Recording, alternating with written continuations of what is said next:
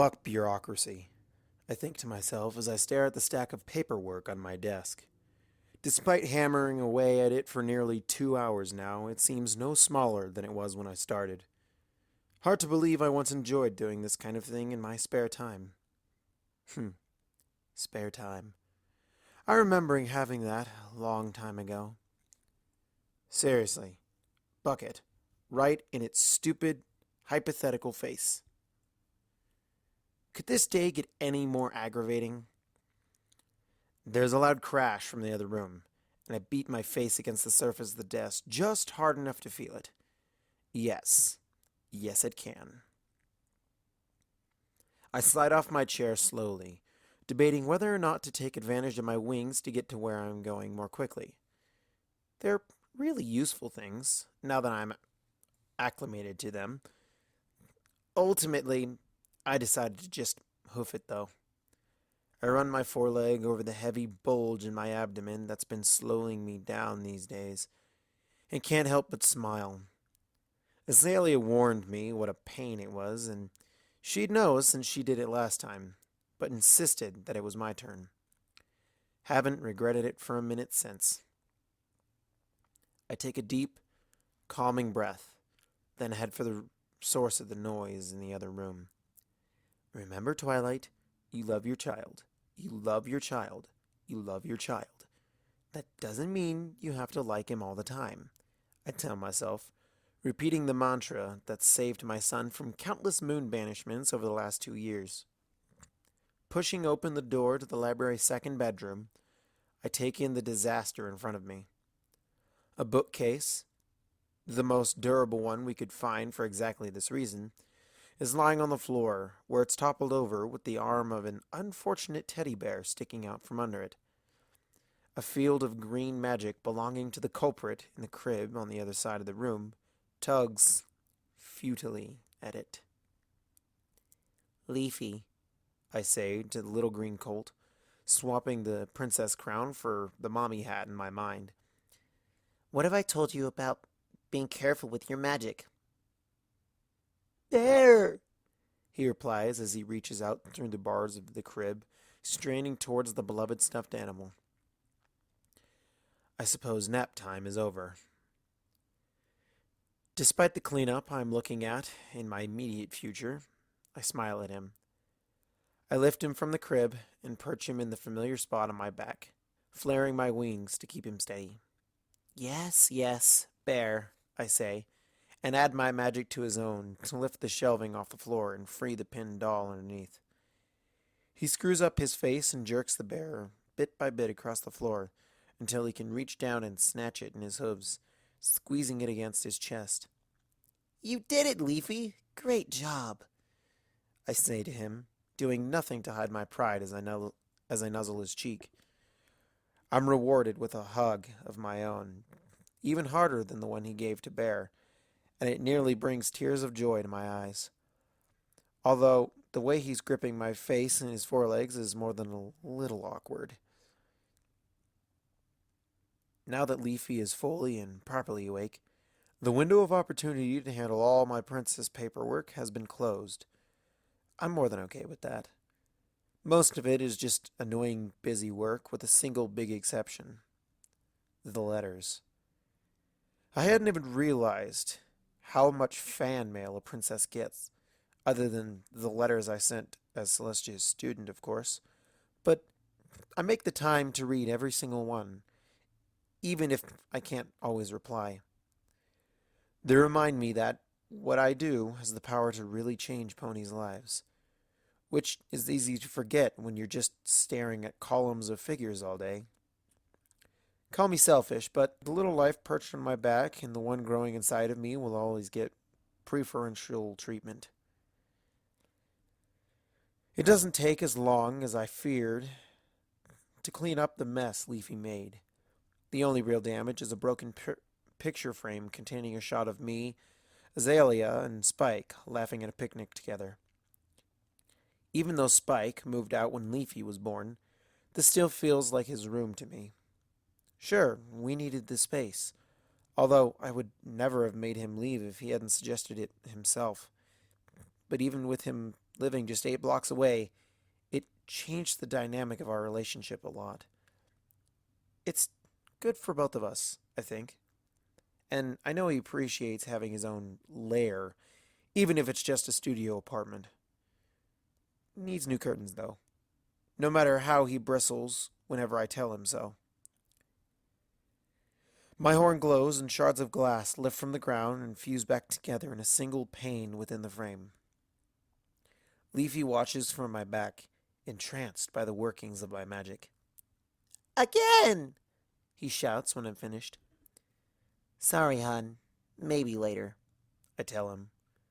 The last thing I need is for him to get the idea that he can break things just to watch me fix them. So, I trot out of the room, humming a familiar song to him. If 2-year-olds weren't so easily distracted, I doubt any parent would stay sane long enough to see their 3rd birthday. And the song does exactly what I expected to. My ear twitches. I still have the whole super alicorn senses thing going, although I can filter it out most of the time. Right now, my improved hearing recognizes the rhythm of the 4 hooves that just turned the corner a block or so away. Leafy, Mommy Azalea's coming home. Yay, Mommy Azalea! Mommy Azalea! He shouts, rolling off of my back with a splat as he hits the floor, and bouncing around with unbridled joy. It's about 5 minutes later when Azalea pushes open our front door and walks into the library. Leafy rushes over to her first, as per usual. He's rewarded with a long hug from my exhausted wife. Her mane and tail are both frazzled from an entire day working in her flower shop. She probably hasn't realized that she has a smudge of dirt on her cheek either. She is, and always will be, the most beautiful thing I've ever seen. Blame all the extra hormones affecting my brain if you want to, but if Leafy weren't right there watching us, I might snatch her up and ravage her right there. Welcome home, is what I say to her instead. I'm thoroughly rewarded with a deep, lingering kiss, and I savor every second of it. I miss her when she's out running her flower shop. Although I suppose technically it's my fault. She even has it to run.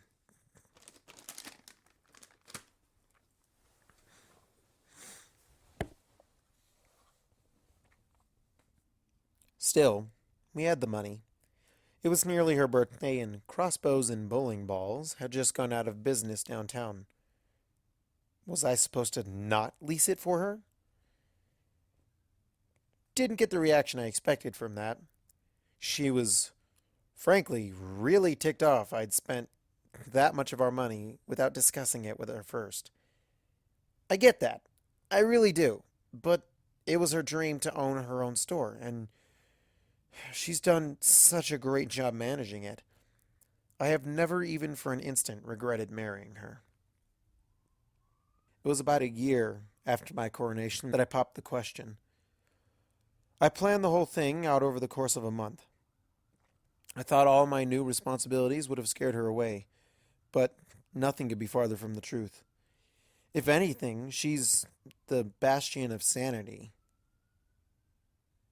who never fails to bring me back down to the ground, literally and or figuratively, whenever I start to get overwhelmed. I'm just about the luckiest pony in the world, I think. Even if I was shaking so badly that I botched the proposal by dropping the ring over the side of the boat I proposed on, and dove in unthinking after it. Never did find it. Not that it mattered in the end. Once I swam to shore, Azalea let me know that her answer was yes anyway, and she had all kinds of ways to warm me up again. When even Cloudy and Kiki settled into long-term relationships, I knew it was time for me to do the same. Nice of them to be 2 of Azalea's bridesmaids, too, even if they did spend most of the reception hitting on my brother, much to his discomfort and Cadence's amusement. That's one of the few details about the wedding I actually remember. Most of it's just a nervous blur in my head. I, of course, didn't have to think for even a second, before I chose the 5 ponies I wanted to be by my side for the ceremony. Although there was a bit of a spat when we realized that my wedding would originally fall on the same weekend as Applejack and Rainbow Dash's before I rescheduled it. Celestia officiated, and it was everything I always dreamed it would be. "Thanks, Twilight," says Azalea as she breaks the kiss and leans against me for the support I'll never stop giving her. "I needed that. Long day." "Bear!" shouts Leafy again, and shoves the stuffed animal towards her. "How could I forget?" She wraps Bear up in one of her wings and kisses him too, with a subtle roll of her eyes. I only smirk. That's pretty much my entire life in a nutshell these days. No reason she should get to be exempt from the embarrassing mom duties. "I'm making pasta and wheat balls for dinner. I've been craving them all day," I tell her. "I remember what that's like," she replies from where she's draped a wing over Leafy. "For me, it was usually pickles." "You always crave pickles," I remind her. Before she can answer, I wince and kneel down. The baby just kicked. We decided to let the race and sex be a surprise this time, but secretly, I'm thinking that Azalea's Earth Pony heritage won out, if that kick was anything to go by. She joins me on the floor and rubs my belly reverently. "Stop it, that tickles!" "Sorry, I can't help myself," she says as she spreads out her wing so the very tips of her primaries overlap with mine. The same quiet way she's said "I love you" since I grew them. "Oh, I picked up the train tickets for next week, on my way home. We'll have an extra day in Canterlot before we head to Saddle Arabia." I grin. I've been looking forward to this vacation for 3 months, even if it's technically a diplomatic visit. "That's fine. We'll drop Leafy up at my parents' and then swing by the palace. It would be nice to see Rarity again." My time with her has been a lot more scarce since she and Morning Glow got engaged. The decision to move her boutique to the big city surprised no pony, and even though she played off her choice to live in the palace as an act of selfishness on her part, having an extra pair of hooves there makes a lot of sense as Star Swirl gets older. He's slowing down just enough to be noticeable, although he's too stubborn to die for at least 2 more decades. That sort of responsibility would have fallen to Shooting Star, except about a year and a half ago, after she got here, a very annoyed Luna from her original timeline showed up to take her back. She still visits, and she's grown into quite the magic user herself. Not surprising given who her parents are. I hadn't realized that her timeline moves faster than ours, or at least she pops back and forth between them at something other than a 1-to-1 interval. Last time I saw her, she was older than me. I finish making dinner for the 3 of us, and we sit down to eat. It's looking like a late night of wrapping up the forms I didn't finish earlier, but the family dinner is inviolable, or almost inviolable, as the tail end of it is interrupted by some pony knocking at the door. I glance out the window. It's already after nightfall and the library is closed. Who would that be at this hour? Azalea begins clearing the dirty dishes, as I head for the door to investigate.